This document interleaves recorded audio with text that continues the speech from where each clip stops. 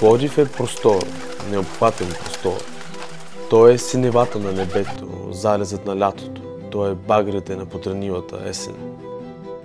Пловдив е вдъхновение и преоткриване. Преоткриване на хилядолетна история, на древни цивилизации, на архитектура, музика, изкуство. Пловдив е толкова пъстър, жив и различен от другите български градове. Тук има една особена атмосфера. Без значение от сезона, тя винаги присъства в този град. Може би това хората наричат духа на града. Тази особена енергия във въздуха, тази съвкупност от история, култура, традиции. Ако това е духът, то би го определил като древна душа, вселила се в тяло на младеж. Защото Пловдив, колкото е древен, толкова е и млад, толкова е жизнен и енергичен. Пловдив е кръстопът. Кръстопът на старото и новото.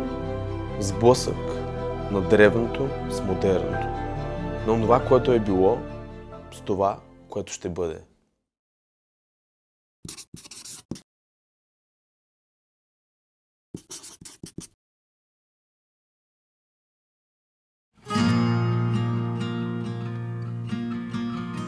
Дойдох тук наскоро. С приятелката ми се преместихме да живеем в Пловдив през юли месец тази година. Пловдив винаги е бил както много близък, така и много далечен за мен. Роден съм и съм израснал в град Карлово, което е на 60 км от тук. И през годините, естествено, много пъти съм идвал в Пловдив, но никога не съм се интересувал по-задълбочено от културата, историята, традициите на този град. За половин година, откакто живея тук, не бих казал, че чувствам Пловдив като мой дом или че някой въобще ще го почувствам така, но със сигурност съм впечатлен от този град. Просто няма как да не хванеш на някъде и да не те грабне някоя гледка, място, сграда, някой древен артефакт. Виж тук, например, просто се лутах по уличките и в един подлез намерих това. Как е възможно хората да подминават тази гледка просто ей така? Представяте ли си, че преди хиляди години някакъв си човек е редял камъни тук и сега на 20 века по-късно някакъв си друг човек продава цветя върху тези същите камъни? Понякога света ме изумява.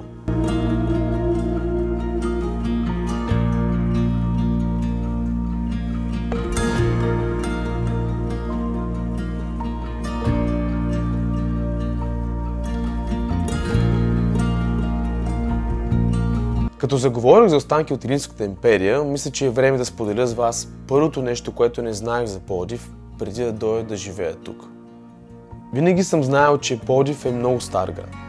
Винаги съм го свързал с това, че когато Филип Македонски идва тук, преименува града на свое име – Филипополис. Но точно колко стар е този град? Оказва се, че Пловдив е най-старият жив град в Европа и шестият най-стар в света. Да поясня, жив град означава продължително населяван през вековете. Според някои източници тук е съществувало селище 6000 години преди Христа, а според други 4000 години преди Христа. При всички положения това означава, че тук е имало основано селище преди Атина, Рим или Йерусалим да бъдат основани. Вау! Представяте ли си, ако можеше само да проговори, какви истории ще да ни разкаже този великолепен град?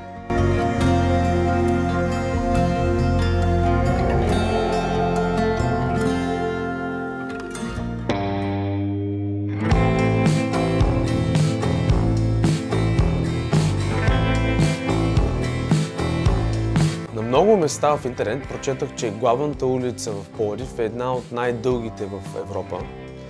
Но всъщност това не е така.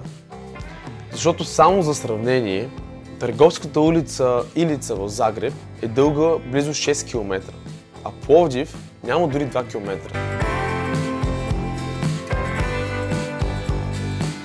Но да оставим дължината на страна.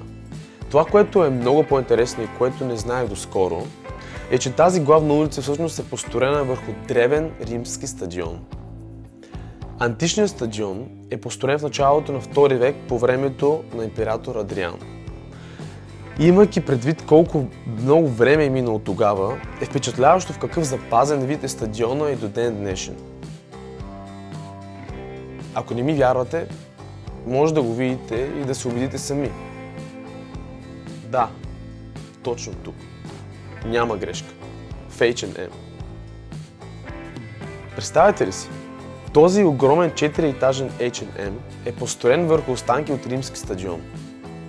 Ето тук преди 19 века някой римлянин е седял и е гледал представление, докато ние сега минаваме на тези останки без грам да им обръщаме внимание. Сигурен съм, че H&M-ите по света, построени върху римски стадион, няма да са много. Всъщност, ако се сещате за друг, моля, оставете коментар под видеото, за да видим всички кой е този друг H&M.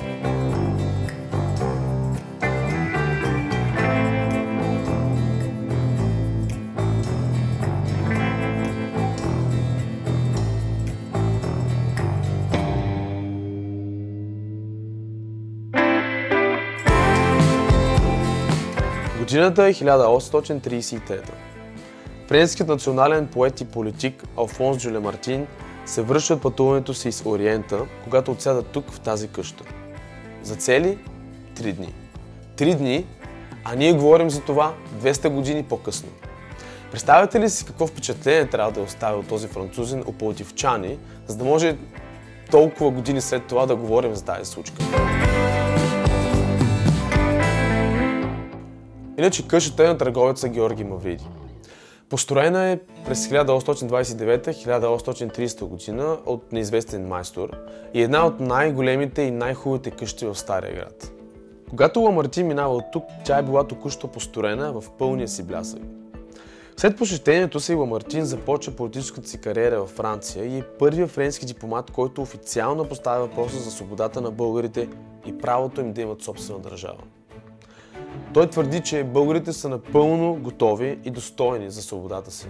Той остро критикува политиката на турските власти спрямо християните в империята, като едновременно с това възхвалява добродетелите на българите.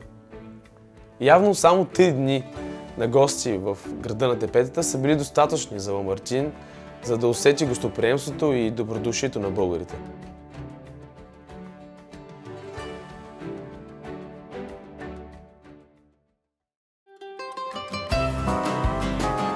Сигурен съм, че всеки от вас, който минава по главната в Пловдив, е виждал този странен тип. 20 години съм се чудил кой е този човек и защо има негова скулптура тук. Докато наскоро най-накрая разбрах кой е той всъщност.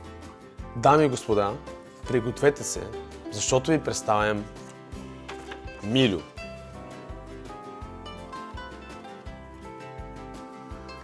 За Милю има много различни, всякакви градски легенди в Пловдив, коя от коя по-пикантни, но тук в това видео ще кажа само най-важното за този човек. Името му е Михаил Димитров Тодоров. Смята се, че е роден през 1922 година. Имал е психични проблеми и тук се появяват две различни градски версии за това как той е станал луд. Според първата, той е бил много умен, говорил няколко езика, но поудял от много четене на книги, подобно на Дон Кихот. Според втората, Милю заболява от менингит, когато е бил в училище, докато е бил още малък. Поради това заболяване от менингит, това се отразява на психичното му състояние и след това той поудява. Коя от двете версии за това как Милю поудява е истина, аз не мога да кажа, но по-правдоподобно ми се струва втората, със сигурност. Но да оставим от уста на Милю на страна, защото едни от най-интересните легенди са за мъжката му надареност. Не една или две истории разказват за начинът, по който не само мъжете, но и жените се опитвали да се уверят в неговата мъжка надареност. Почти винаги стоял тук, на главната, и давал настроение и комплименти на минаващите дами. Разбира се, не всички се отнасят добронамерено с него и понякога остава обект и на лоши шеги. Около 1976-77 година Милю умира в самота и бедност, най-вероятно заради заболяване или пък заради това, че е примръзнал от студ. Понеже приживе се превръща в нещо като талисман на главната, След смъртта му, по инициатива на доктор Иван Лазаров и неговата жена, скулптурата на Милио става реалност и ето го години наред този несретник продължава да развеселява минувачите по главната улица.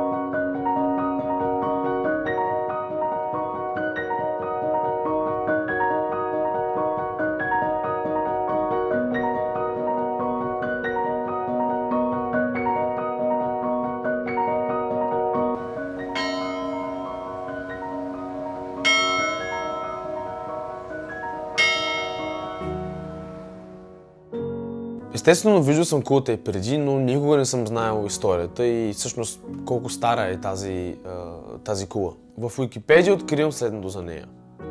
Първата часовникова кула под формата на дървена конструкция с часовников механизъм е вдигната на хълма още в периода 1578-1611 година, което я прави една от най-старите подобни постройки в Европа.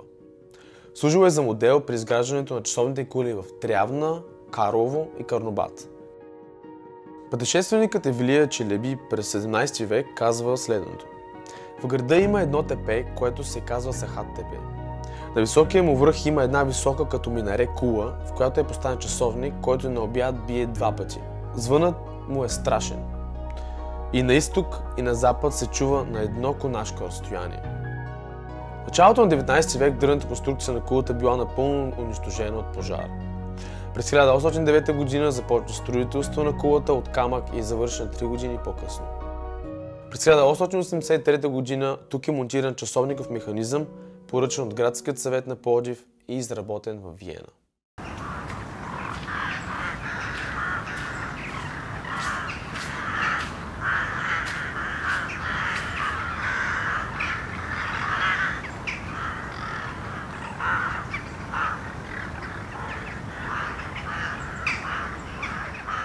А сега отново се връщаме в древността, този път през 1 век след Христа. Представям ви Епископската базилика. Това е една от най-невероятните базилики, за които някога съм чувал и мисля, че все още малко хора знаят за нея. Тук се е намирала най-голямата ранохристиянска църква в страната. След скорошни проучвания излиза хипотеза, че базиликата е след първите построени в Римската империя след легализирането на Христа през 313 година. Размерите, украсата и централното разположение на църквата в близост до форума на античния град свидетелстват за голямата и влиятелна християнска общност в Филипополо. По това време църквите в тогавашния Филипополис са били украсени с удивителни мозайки. А най-впечатляващите като орнаменти и като площ и размери на мозайките са били тук, на това място. Говорим за мозайки, разполагащи се на площ над 2000 квадратни метра. Мозайки, в които се преплитат неповторими цветове, багри, изображения, символики. Например, имало е 100 уникални птици, символизиращи рая. През 7 век базиликата е била изоставена, а сега 14 века по-късно правителството и община Пловдив се опитат да реставрират това място и да го направят годно за посещение. Всъщност, по последна информация, те са почти готови да отворят базиликата, затова аз лично се надявам, че след пандемията това място ще отвори за посетители и ще можем всички ние да влезем и да видим вътре това невероятно културно наследство, което е останало от от много векове насам.